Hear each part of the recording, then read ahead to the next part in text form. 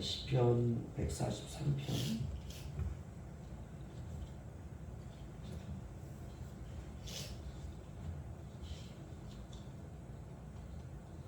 1절에서 6절 말씀까지만 읽어보죠.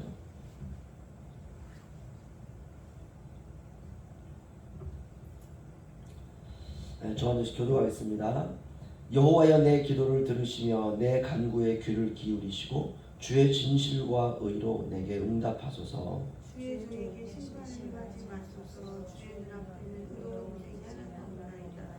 원수가 내 영혼을 핍박하며 내 생명을 땅에 엎어서 나로 죽은 지 오랜 자같이 나를 암흑 속에 두었나이다.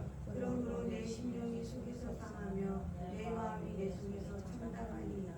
내가 옛날을 기억하고 주의 모든 행하신 것을 읊조리며 주의 손이 행하는 일을 생각하고 주를 향하여 손을 펴고 내 영혼이 마른 땅같이 주를 사모하나이다. 아멘.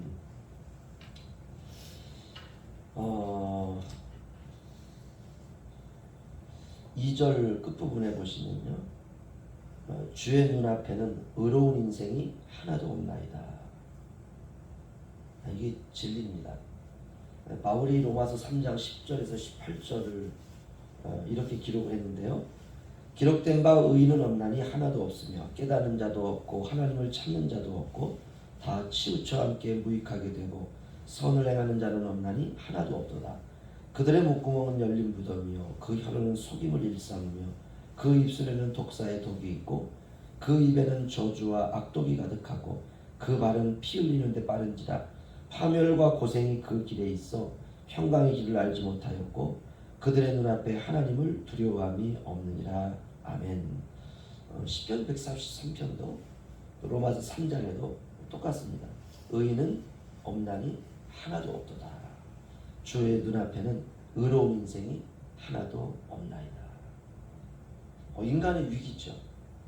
우리가 하나님 앞에 의롭고 우리가 하나님 앞에 정의롭고 우리가 공의로운 하나님의 공의에 딱 맞는 사람이 되어야 됨에도 불구하고 성경은 우리가 아무리 잘 살려고 하고 우리가 애를 쓰고 수고해도 우리에 대한 하나님의 평가는 딱 하나입니다.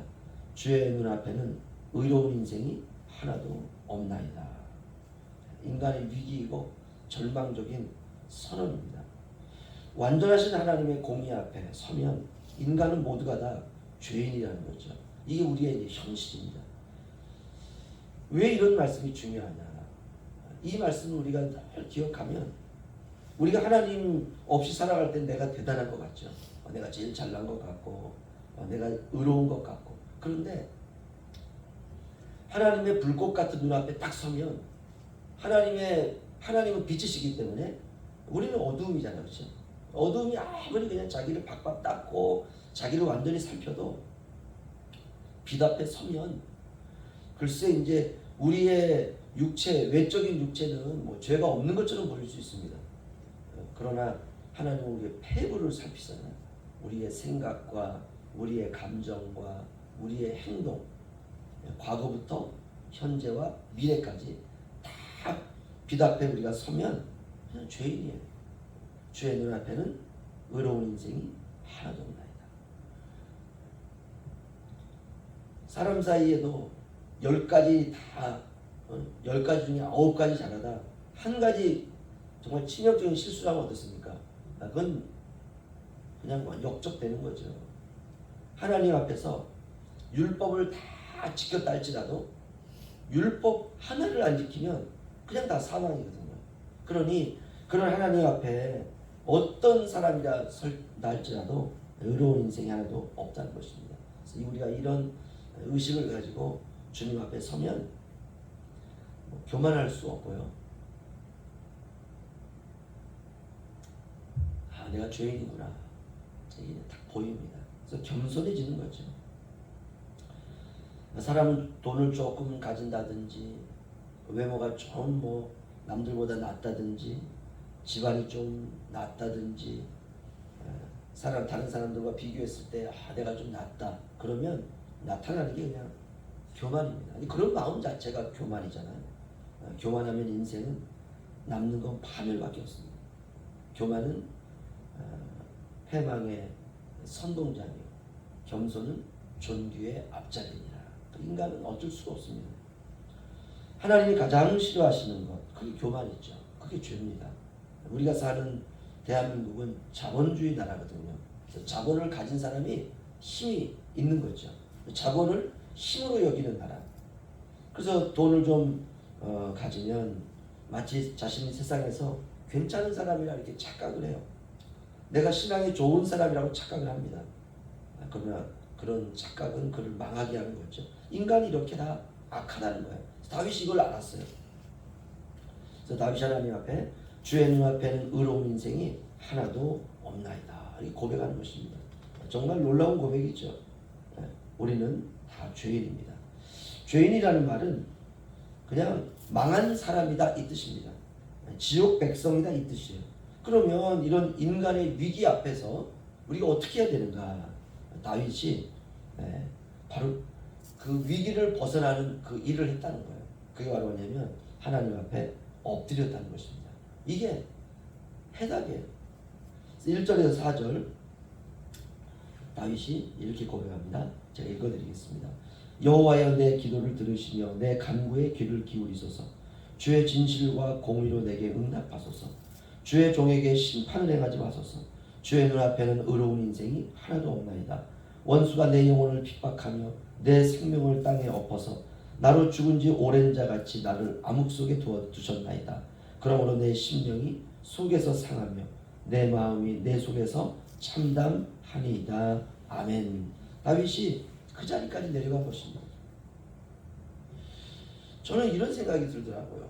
죄인에게 오는 고난은 그 죄를 벗기기 위한 하나님의 방법이라는 생각, 이런 생각이 듭니다. 왜냐하면 고난이 오면 겸손해지거든요.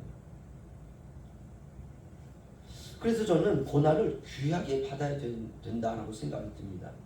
고난이 올 때 고난을 다른 것으로 대체하면 안 돼요. 왜? 그것 때문에 내가 기도하고, 그것 때문에 내가 겸손해지고, 그것 때문에 내가 주님 앞에 무릎을 꿇고, 그것 때문에 주님 앞에 조금씩 가는 거예요.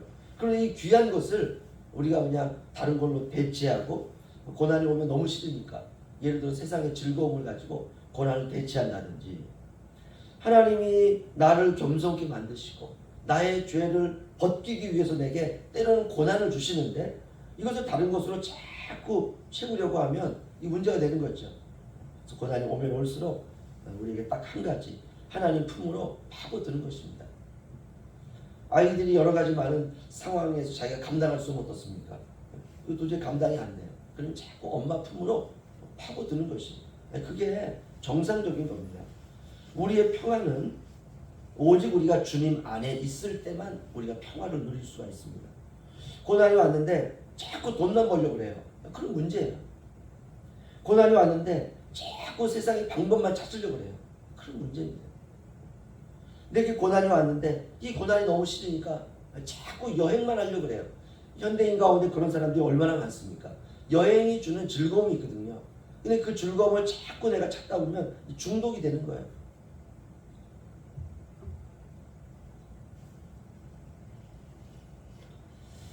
고난이 왔는데 내 마음이 자꾸 강팍해지는 거예요. 그러면 심각한 문제죠. 신자는 그런 사람이 아닙니다. 어려움이 오면 어려움을 통해서 하나님의 내 교만을 깨뜨리시는 거거든요. 그 어려움을 통해서 겸손한 인격으로 변화되는 거예요. 이게 정말 이걸 우리가 성숙이라고 그러죠. 이 사람이 진짜 신자입니다. 집사람이 저에게 당신 울릉도에 온 지 6개월 됐어.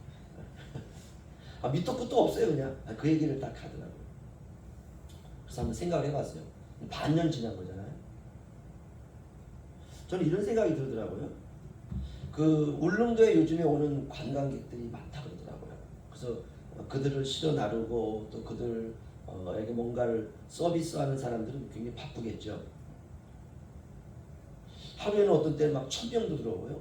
그래서 오늘은 1000명, 내일은 뭐 800명, 또 그 다음 날은 또 1000명. 그러니까 계속 들어오는 거예요. 그러니까 그 사람들의 모습, 그 사람들이 이렇게 쭉 다니는 모습 가운데 내가 이제 뭐 도동을 간다든지 사동을 간다든지 이렇게 가게 되면 똑같은 사람인데 약간 달라요. 어떻게 다르냐? 그분들에게는 울릉도는 관광지입니다. 그래서 제가 제 자신에게 한번 질문을 해봤어요.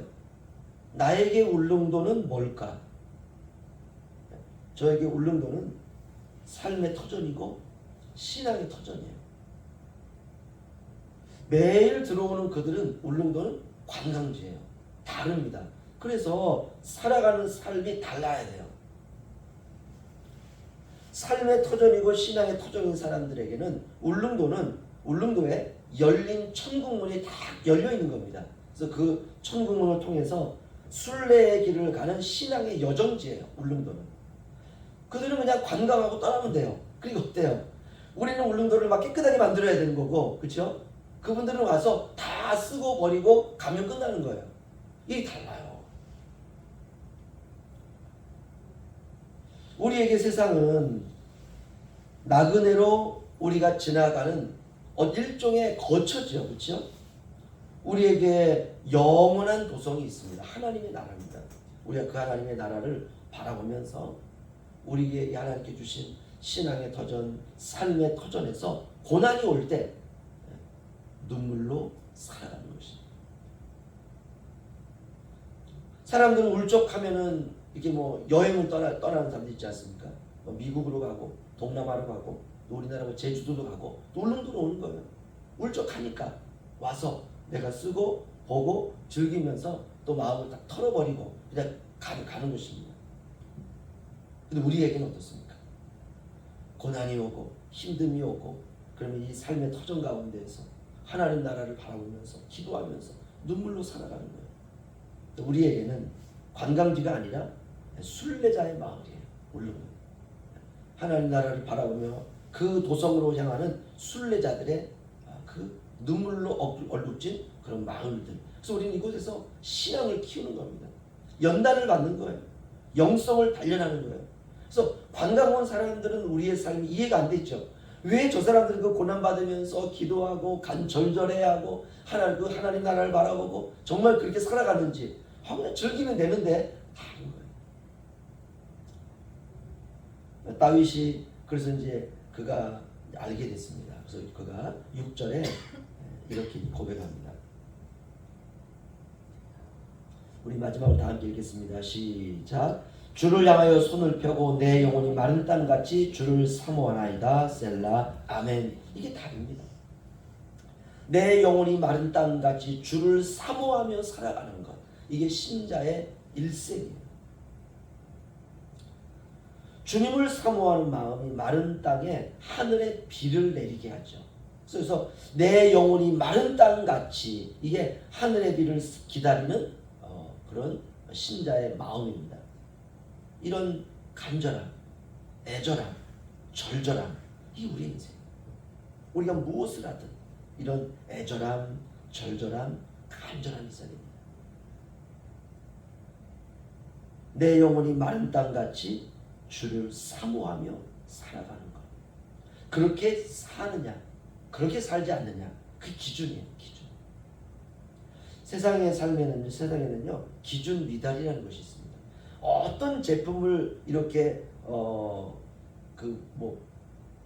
상품을 회사에서 개발해가지고 내놓든지 간에 이 상품에 적용되는 기준이 있잖아요. 그렇죠? 먹는 거는 과연 그 기준을 그 수치를 넘어갔느냐, 기준 미달이냐. 기준 미달이 되면 아무리 좋은 것을 갖다 놔도 다 폐기 처분해야 돼요. 물도 그렇고 무슨 뭐 음식도 그렇고 모든 게 그렇습니다. 근데 그 기준을 만족시키면 다 출시가 되는 거예요. 신앙에도 기준 미달이 있습니다. 오늘 다윗이 주를 향하여 손을 펴고 내 영혼이 마른 땅같이 주를 사모하나이다. 이게 기준 합격입니다. 이걸 한마디로 말하면 영혼의 떨림이죠. 그렇죠? 오늘 하루 이 영혼의 떨림을 가지고 하민이도 우리 권사님도 집사님도 또 우리 가정도 주님 앞에서 애절함과 절절함과 간절함을 가지고 다윗처럼 오늘 하루도 살아가시는 저와 여러분 되시길 주의 이름으로 축원합니다. 기도하겠습니다.